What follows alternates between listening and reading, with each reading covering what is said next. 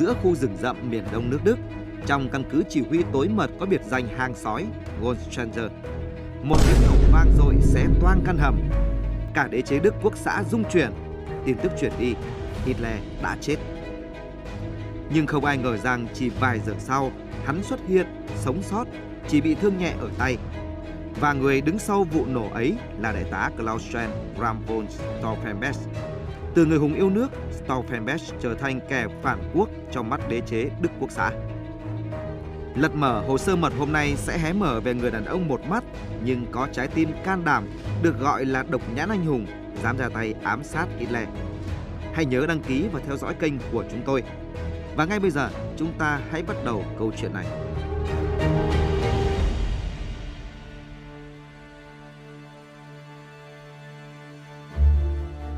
Stauffenberg sinh ra trong một gia đình quý tộc công giáo ở miền Nam nước Đức. Từ nhỏ, ông đã được giáo dục nghiêm khắc, biết cưỡi ngựa, chơi nhạc, đọc thơ và luôn mơ ước về một nước Đức hùng mạnh. Nhưng khi chiến tranh thế giới thứ nhất kết thúc, nước Đức thất bại thảm hại. Đế chế sụp đổ, đất nước rơi vào hỗn loạn và đói nghèo. Cậu bé Stauffenberg khi đó đã chứng kiến ánh mắt cay đắng của cha và lời than khóc của mẹ. Từ đó, một ngọn lửa âm ỉ trong ông bừng lên. Một ngày nào đó, nước Đức sẽ đứng dậy. Năm 1926, Stauffenberg gia nhập quân đội. Ông thông minh kỷ luật và được xem là hình mẫu của một sĩ quan quý tộc. Khi Hitler lên nắm quyền, ông cũng như nhiều người Đức yêu nước tin rằng đây chính là người sẽ đưa đất nước trở lại vinh quang. Nhưng rồi niềm tin ấy tan vỡ. Trên chiến trường Ba Lan và đặc biệt là chiến trường Liên Xô, Stauffenberg tận mắt chứng kiến cảnh làng mạc bị thiêu rụi, dân thường bị giết và hàng ngàn người vô tội bị đưa vào trại tập trung. Ông nhìn thấy các đơn vị hành quyết lưu động của Đức Quốc xã tàn sát hàng loạt người Do Thái và những người bị coi là kẻ hạ đẳng. Stauffenberg nhận ra rằng chiến tranh của Hitler không còn là chiến đấu vì danh dự quốc gia mà là một cuộc chiến diệt chủng tàn bạo, một sự phản bội trắng trợn đối với các giá trị cơ đốc và quý tộc mà ông hằng tôn thờ. Một người bạn thân của ông từng kể lại, Stauffenberg bắt đầu im lặng nhiều hơn. Ông ấy nhìn xa xăm như đang nhìn vào linh hồn nước Đức đang chết. Từ một sĩ quan trung thành, Stauffenberg trở thành người phản kháng thầm lặng. Ông nói, không thể trung thành với kẻ đã bán linh hồn quốc gia cho quỷ dữ. Năm 1943, trong chiến dịch Bắc Phi, chiếc máy bay của ông bị trúng pháo kích. Stauffenberg bị thương nặng, mất mắt trái, tay phải và 2 ngón tay trái. Thời gian nằm trên giường bệnh, Stauffenberg đã ngộ ra rằng thế giới này hẳn đã ít đau thương chết chóc hơn nếu một kẻ như Hitler chưa từng tồn tại. Từ đó, những cuộc tiếp xúc của ông với lực lượng chống đối chính quyền phát xít ở Đức ngày càng dày hơn. Nhưng Stauffenberg vẫn hy vọng nước Đức sẽ giành chiến thắng và thanh toán Hitler trong ngày khải hoàn. Sau khi quân đồng minh đổ bộ thành công lên bán đảo Normandy nước Pháp, Hồng quân Liên Xô đã áp sát xào huyệt phát xít. Nhiều tướng lĩnh quân đội Đức đã ý thức rằng kết cục thảm bại đang đến gần. Nhưng Hitler vẫn quyết tâm chuẩn bị cho trận chiến sinh tử. Stauffenberg cho rằng tiêu diệt Hitler là điều kiện duy nhất có thể đàm phán hòa bình với quân đồng minh và Liên Xô. Cơ hội đã đến. Lúc này, quân đội Đức chuẩn bị thay đổi quân phục. Lô hàng mẫu đã may xong, một số sĩ quan và binh lính được triệu tập mặc thử cho Đức Quốc trưởng thần trình thẩm duyệt. Stauffenberg và nội gián trong cơ quan quân nhu nhân cơ hội này lên kế hoạch ám sát Hitler. Kế hoạch sẽ được thực hiện lúc tên trùm phát xít thẩm duyệt quân phục mới. Theo kế hoạch, Claes sẽ đóng vai sĩ quan mặc thử quân phục, giấu thuốc nổ trong người, đợi Hitler lại gần thì điểm hỏa. Tất cả đã sẵn sàng, nhưng không may, toàn bộ số quân phục dính bom của quân đồng minh cháy hết. Việc thẩm duyệt quân phục mới bị hủy bỏ, tên trùm phát xít nhờ đó mà cũng thoát chết. Tháng 6 năm 1944, Stauffenberg được thăng quân hàm đại tá và bổ nhiệm làm tham mưu trưởng. Cương vị mới giúp Stauffenberg có điều kiện thường xuyên tiếp xúc với Hitler. Rút kinh nghiệm từ những vụ ám sát Hitler không thành, Stauffenberg cho rằng chỉ có mình trực tiếp ra tay thì mới có thể thành công. Quyết tâm đạt được mục đích đề ra, Stauffenberg kiên trì luyện tập lắp đặt sử dụng mìn bằng tay trái với 3 ngón còn lại. Ngày 11 tháng 7 năm 1944, nhận lệnh lên gặp quốc trưởng, Stauffenberg mang theo một quả mìn hẹn giờ. Nhưng trong hơn nửa tiếng đồng hồ ngồi làm việc với Hitler và tư lệnh không quân Hermann Göring, Stauffenberg quyết định không nhấn nút điểm hỏa vì ông muốn tiêu diệt cùng một lúc 3 tên đầu sỏ phát xít là Hitler, tư lệnh không quân Hermann Göring và tư lệnh lực lượng dân phòng Heinrich Himmler. 4 ngày sau, cơ hội lại đến. Stauffenberg được dự cuộc họp do Hitler triệu tập. Nhưng cuộc họp lại vắng tư lệnh không quân Hermann Göring và tư lệnh lực lượng dân phòng Heinrich Himmler. Ông lấy cớ ra ngoài để gọi điện bàn bạc kế hoạch với đồng đội. Và họ quyết định, dù chỉ có một mình Hitler, vẫn sẽ hành động. Tuy nhiên, khi Stauffenberg quay lại, thì Hitler đã rời phòng từ lúc nào? Ngày 19 tháng 7 năm 1944, Stauffenberg đột nhiên nhận được thông báo 13 giờ hôm sau đến gặp quốc trưởng ở trung tâm chỉ huy mặt trận phía đông tại Rastenburg. Lần này Stauffenberg quyết định, dù có Göring, Himmler hay không, cũng sẽ điểm hỏa quả mìn giấu trong người. Sáng hôm sau, Stauffenberg bay đi Rastenburg cùng người phụ tá là Trung úy Werner von Hauptmann. Trong chiếc cặp Stauffenberg mang theo có 2 quả mìn, một thiết bị hẹn giờ và một chiếc áo. Hơn 12 giờ, Stauffenberg bước vào phòng của tư lệnh Bộ Thống soái tối cao.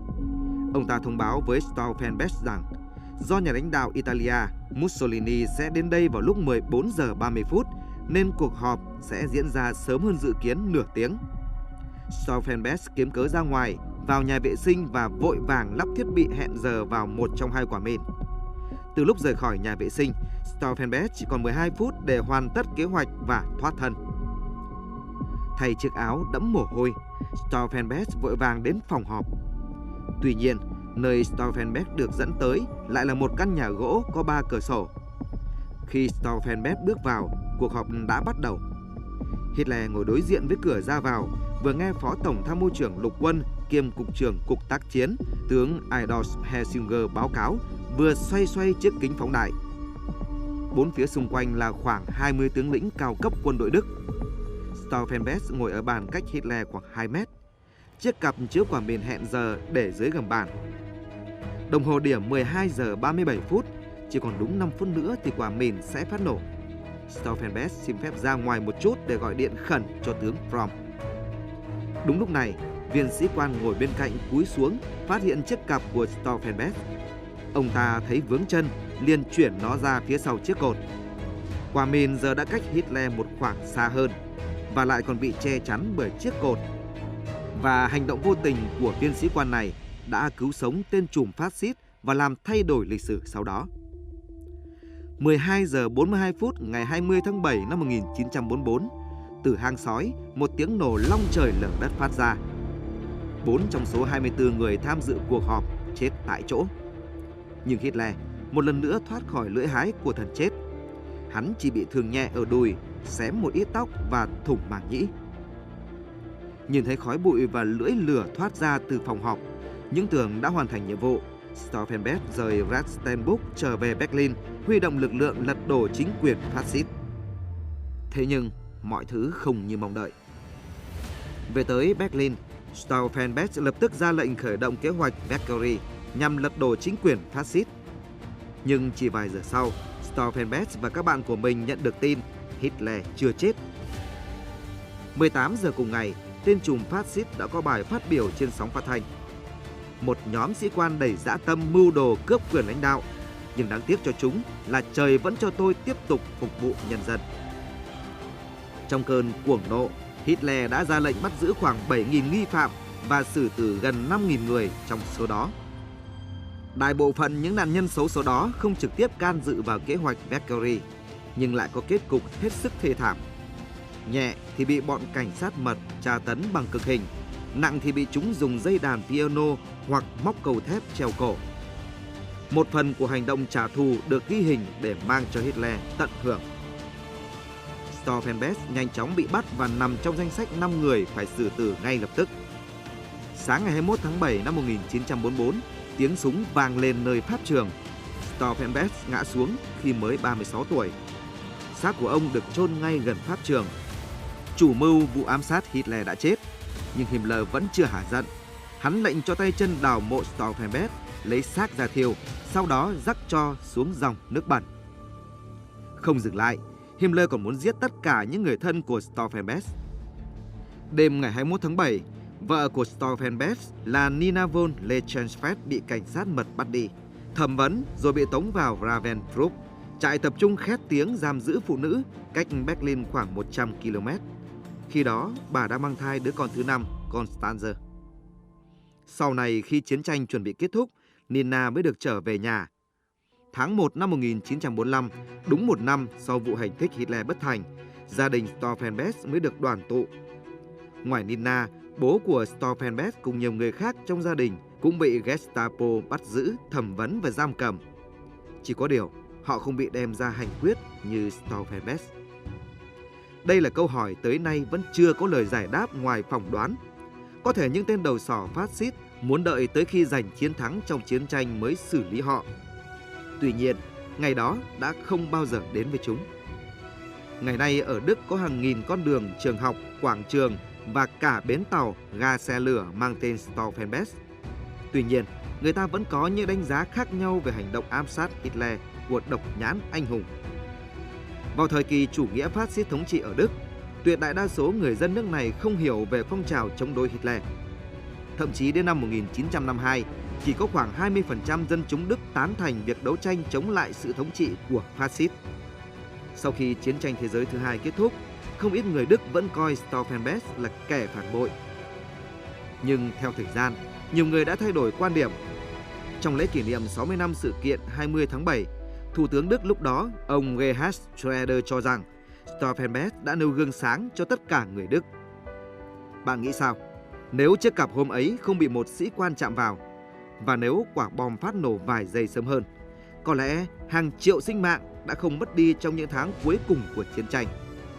Nhưng lịch sử không có chữ nếu, chỉ có những con người dám đứng lên dù biết mình sẽ chết. Và trong bóng tối tàn khốc của đế chế phát xít, có một người chỉ với một mắt một tay, nhưng trái tim thắp sáng như lửa. Đó là Klaus von Stauffenberg, độc nhãn anh hùng, người dám thách thức định mệnh. Đây là lần mở Hồ Sơ Mật Studio, nơi những câu chuyện bị lãng quên được thắp sáng trở lại. Hãy đăng ký và theo dõi kênh của chúng tôi để cùng khám phá những bí ẩn của lịch sử nhân loại.